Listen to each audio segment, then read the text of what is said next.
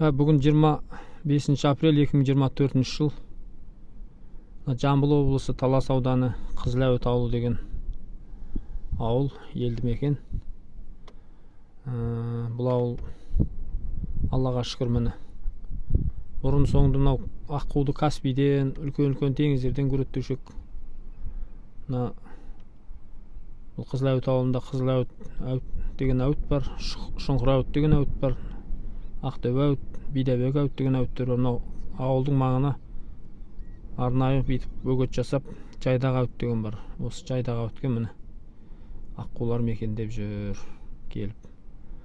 Алланың құдіретімен бұл жақсылықтың нышаны болсын. Ел аман, жұрт тыныш болсын.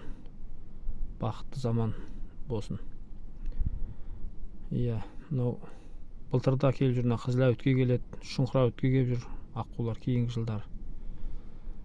Алла жақсылықтың нышаны қылсын.